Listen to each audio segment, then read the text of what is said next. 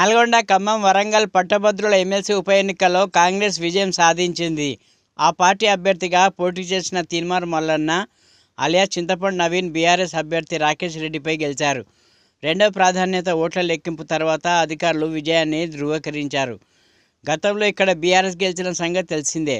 మొదట ప్రాధాన్యత ఓట్ల లెక్కింపులో ఎవరికీ మెజార్టీ రాకపోవడంతో రెండో ప్రాధాన్యత ఓట్లను లెక్కించారు.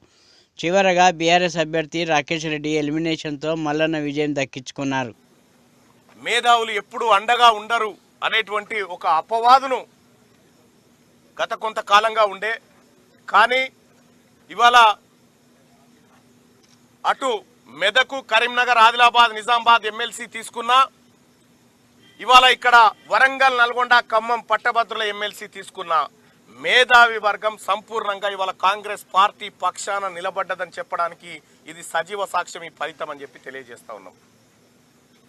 ఇంకా అంతేకాదు, రాబోయేటువంటి ఎన్నికల్లో కూడా కాంగ్రెస్ పార్టీ ప్రజల పక్షాన నిలబడి ప్రజల మన్ననలు పొంది ఈ తెలంగాణ రాష్ట్ర శ్రేయస్సు కోసం కాంగ్రెస్ పార్టీ కంకణబద్దులై ఈ కార్యకర్తలమంతా పనిచేస్తామని చెప్పి మీ అందరికీ హామీ ఇస్తా ఉన్నాం.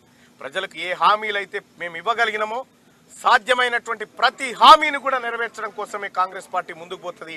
మేమందరం ముందుకు పోతామని చెప్పి మీ అందరికీ తెలియజేసుకుంటూ, నాకు 10 ఏళ్ల కాలం పాటు చేసినటువంటి పోరాటానికి ఇవాళ నాకు అండగా నిలిచినటువంటి నా అన్నలందరూ, ఎమ్మెల్యేలందరూ, మంత్రులందరూ, ముఖ్యంగా ముఖ్యమంత్రి రేవంత్ రెడ్డి గారు, వీళ్ళందరికీ గెలిచినటువంటి గౌరవ ఎంపీలకు కానీ, మొన్న గెలిచినటువంటి ఎంపీలకు కానీ అందరికి కూడా